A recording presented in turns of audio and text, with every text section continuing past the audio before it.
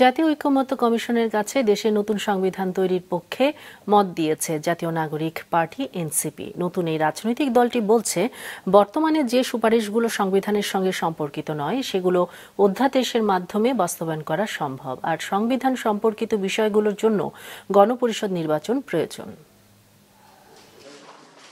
জাতীয় সংসদ ভবনের এলডি হলে দুপুরে জাতীয় ঐকমত্য কমিশনের কাছে সংস্কার নিয়ে নিজেদের লিখিত মতামত জমা দেয় জাতীয় নাগরিক পার্টি। পরে এনসিপির যুগ্ম আহ্বায়ক ও সংস্কার সমন্বয় কমিটির কোঅর্ডিনেটর সরোয়ার তুষার বলেন, দুই কক্ষ বিশিষ্ট সংসদের বিষয়ে একমত হয়েছে এনসিপি। তবে নির্বাচনের আগেই উচ্চ কক্ষের প্রার্থী ঘোষণা করতে হবে দলগুলোকে। নির্বাচনকালীন অন্তর্বর্তী সরকার গঠনের প্রস্তাব করেছেন তারা।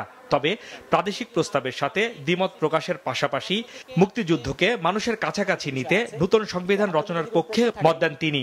এই আমাদের কাছে স্প্রেডশিট পাঠানো হয় নাই। একটা হচ্ছে পুলিশ সংস্কার কমিশন, যেটা আমরা মনে করি সবচেয়ে গুরুত্বপূর্ণ এই মুহূর্তে, এবং আরেকটা হচ্ছে স্থানীয় সরকার সংস্কার কমিশন। এই রিপোর্টগুলো আমরা দেখতে পাই নাই এবং আমরা সেখানে আমাদের মতামত জানাতে পারি নাই।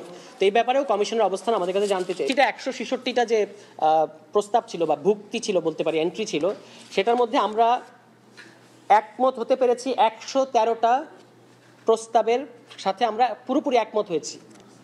29টা প্রস্তাবে আমরা আংশিক একমত হয়েছি। শুধুমাত্র নতুন সংবিধান লেখার ক্ষেত্রেই গণপরিষদ ডাকতে হয় এই ধারণাটা ঠিক না। আমরা অনেকগুলো দেশের উদাহরণ দেখেছি, সেক্ষেত্রে তারা সংবিধানের বড় কোনো পরিবর্তনের ক্ষেত্রে গণপরিষদ নির্বাচনের আয়োজন করেছে। ডমিনিকান রিপাবলিকে এই পর্যন্ত 32টা সংবিধান গ্রহণ করা হয়েছে, থাইল্যান্ডে 20টা সংবিধান গ্রহণ করা হয়েছে, ভেনেজুয়েলায় 20টা সংবিধান। তাতে করে দেশগুলো পৃথিবী থেকে উড়ে যায় নাই। ঐকমত্য কমিশনের কাছে লিখিতভাবে দলীয় মতামত জমা দিয়েছে সিপিবিও। পরে দলটির সাধারণ সম্পাদক রুহিন হোসেন প্রিন্স জানান, নির্বাচন ব্যবস্থা ভালো করার জন্য যা যা দরকার ছিল তা প্রাধান্য পায়নি কমিশনের প্রস্তাবে।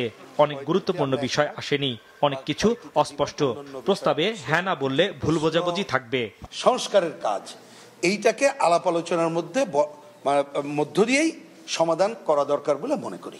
আমরা সংবিধানের যে প্রস্তাবনাটা দেখলাম, আমাদের কাছে মনে হয়েছে, ওই যে বললাম ডায়লগ করলে বুঝতে পারবো, সেইটা মনে হয়েছে অনেক সময় 71কে 24-এর সাথে যেন প্রতিস্থাপন করা হচ্ছে।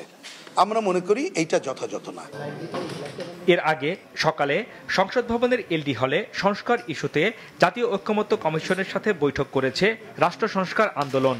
বৈঠক শেষে রাষ্ট্র সংস্কার আন্দোলনের প্রধান সমন্বয়ক হাসনাত কাইয়ুম জানান, বৈঠকে তারা সংবিধানে ধর্মনিরপেক্ষতা ভিন্নভাবে রাখার সুপারিশের পাশাপাশি সংবিধান সংস্কারের বিষয়ে গণভোটের প্রস্তাব দিয়েছেন।